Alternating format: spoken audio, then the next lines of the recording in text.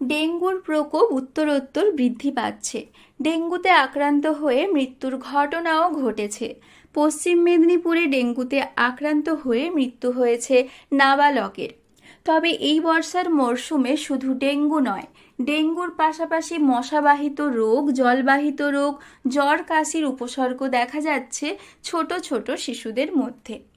তবে এই বর্ষার সময় কিভাবে বাড়ির বাচ্চাদের সুরক্ষিত রাখা যাবে, কি সাবধানতা অবলম্বন করতে হবে তা সবিস্তারে তুলে ধরলেন এক চিকিৎসক।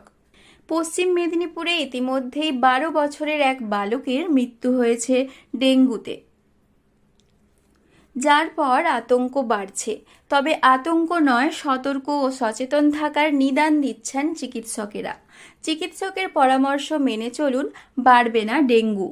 সুস্থ থাকবেন সপরিবারে। আপনাকে যা যা করতে হবে রইল তার পরামর্শ দিলেন বিশেষজ্ঞ চিকিৎসক অংশুমান মিশ্র। বালকের মৃত্যুর পর সজাগ হয়েছে প্রশাসন। জেলাতে আর যাতে এমন ঘটনা না ঘটে সেদিকে সতর্ক দৃষ্টি দিচ্ছে তারা। যদিও ডেঙ্গুতে বালকের মৃত্যু হয়েছে পূর্ব মেদিনীপুরে, প্রশাসন জানাচ্ছে বাইরে গিয়ে ডেঙ্গু আক্রান্ত হয়েছিল বালক। তবে জেলাতে যে ডেঙ্গু আক্রান্তের সংখ্যা নেই তা কিন্তু নয়। চিকিৎসক অংশুমান মিশ্র জানালেন কিভাবে শিশুদের ডেঙ্গি থেকে দূরে রাখতে হবে, কিভাবে সতর্ক থাকবেন পরিবারের লোকজন। সারা পশ্চিমবঙ্গ জুড়েই হচ্ছে, এই কাছাকাছি একটা ঘটনা ঘটেছে, এটা দুঃখজনক। কিন্তু সাবধানতা যেটা নিতে হবে, আমি আজকেই আলোচনায় একটা বলছিলাম প্রাইমারি স্কুলে বাচ্চাদের ওই শিক্ষা আলোচনার, সেটা হচ্ছে বাচ্চারা এই সময় ফুল হাতা জামা, ফুল প্যান্ট পরে থাকলে খুব ভালো। আর যে জায়গাগুলো খোলা থাকছে, মুখ বা হাতের যে অংশটা, সেইখানে মশা ক্রিম ব্যবহার করতে পারে। রাত্রে শোয়ার সময় অবশ্যই মশারি ব্যবহার করবে। আর চারদিকে জমে থাকা জল, বিশেষ করে ফুলদানি, টায়ার, এসি, তারপরে টব, বিভিন্ন জায়গায় যেখানে জলগুলো জমে আছে, জমা জল, সেইগুলো আমাদের ফেলতে হবে। ডাবের খোলা, চায়ের খুঁড়ি, যেগুলোতে জল জমে থাকে সেগুলো আমাদের ফেলতে হবে।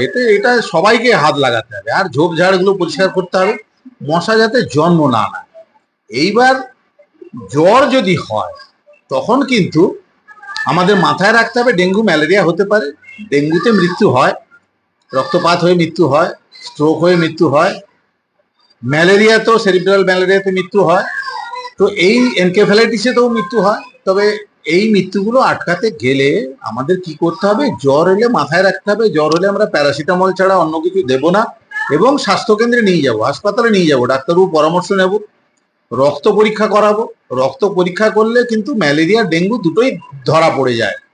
মূলত বর্ষার এই সময় ছোট ছোট শিশুদের মধ্যে জ্বর, কাশি, গায়ে বিভিন্ন ধরনের উপসর্গ দেখা যায়। মূলত বর্ষার এই সময়ে ডেঙ্গু, ম্যালেরিয়া, টাইফয়েড, চিকনগুনিয়া, ইনসেফ্যালাইটিসের মতো রোগ লক্ষণ দেখা যায়, যে ক্ষেত্রে প্রধান পরিলক্ষিত হয় জ্বর। তবে বাচ্চাদের জ্বর কিংবা অন্যান্য উপসর্গ দেখা দিলে দ্রুত চিকিৎসকের পরামর্শ নেওয়া জরুরি। স্বাস্থ্যকেন্দ্রে গিয়ে পরীক্ষা করার পরামর্শ দিচ্ছেন চিকিৎসক।